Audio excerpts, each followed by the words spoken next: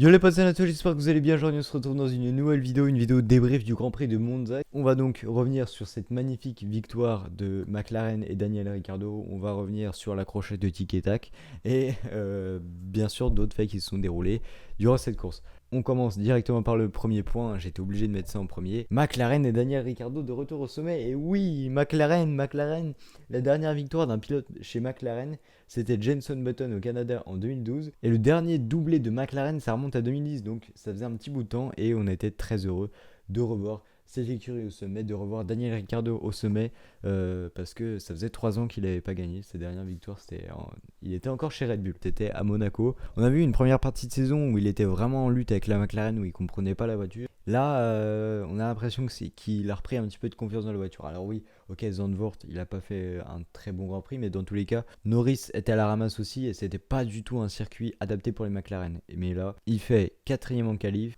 Après, au départ de la course sprint, il grille Hamilton. Il part 2ème de la course du dimanche grâce à la pénalité de Bottas.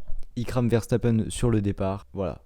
Honnêtement, c'est très bien pour Ricciardo, ça va lui redonner beaucoup plus de confiance. On va donc passer au deuxième fait de course. Bah, fallait s'y attendre. C'est normal, c'est la F1, c'est le sport auto. Quand t'as des batailles au titre comme ça, c'est normal. Ça a déjà éclaté à Silverstone. De toute façon, il y a des petites frictions entre les deux depuis le début de saison.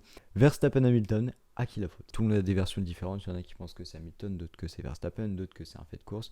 Personnellement, j'opte comme Julien Febvre et Franck Montagny pour la thèse du fait de course où tous les deux sont fautifs. Voilà, c'est comme à Silverstone, c'est-à-dire que ça a été littéralement un concours de bits et c'était le premier qui lâchait, il avait perdu. Bah, du coup, il n'y en a aucun des deux qui a lâché et voilà. C'est juste que cette fois-ci, les deux ils ont fini au tas. Juste un petit truc à rajouter, c'est que le Halo est selon moi la meilleure invention de l'histoire de la Formule 1 et je pèse mes mots. Je pèse mes mots. Alors forcément, je bats toutes les avancées technologiques de la Formule 1 en tête, mais le Halo a sauvé la vie, bah du coup là, Hamilton. La route Verstappen a appuyé un petit peu sur le casque d'Hamilton, donc imaginez juste s'il n'y avait pas eu le Halo. Honnêtement, le Halo, la meilleure invention de l'histoire de la Formule 1.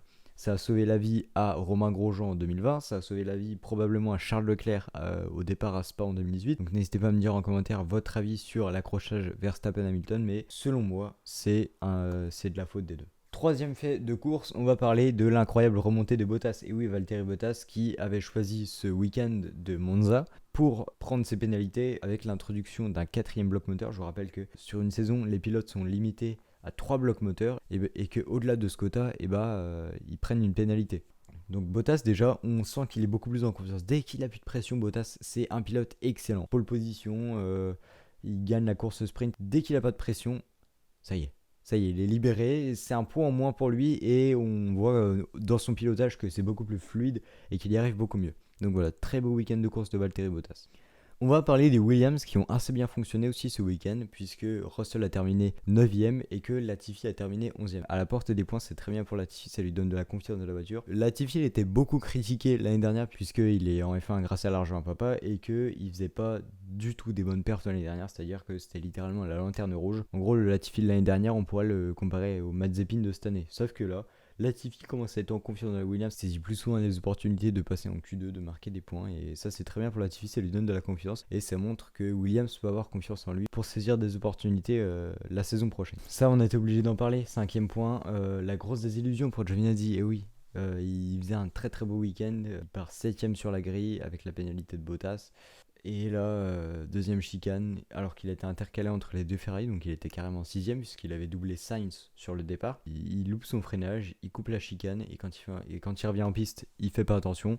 Sainz il peut pas l'éviter, donc Sainz il le touche. Giovinazzi part en tête à queue, il pète son aileron, c'est terminé. Et tous ses espoirs de terminer dans les points étaient anéantis. On voit que Giovinazzi sur cette deuxième partie de saison, il en veut parce qu'il sait que son baquet il est menacé par Guanyu Zhou. Parce que je vous rappelle que Guanyu Zhou, il a des sponsors qui peuvent rapporter 30 millions d'euros à Alfa Romeo. Donc du coup, pour Alfa Romeo, ça peut être une belle opportunité de pouvoir développer, pouvoir plus souvent jouer des Q2 et parfois même être dans les points. Donc, alors certes, depuis le début de la saison, il a fait une Q3 à Monaco, il a fait une Q3 à Zandvoort et là il fait encore une Q3 à Monza, mais comme l'a dit Frédéric Vasseur, c'est pas le samedi qui détermine les points. Bon, à part pour Spa du coup, mais ça c'était un petit peu spécial. Mais c'est pas le samedi qui détermine les points.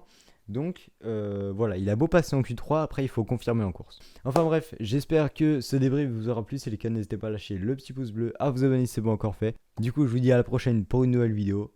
Ciao.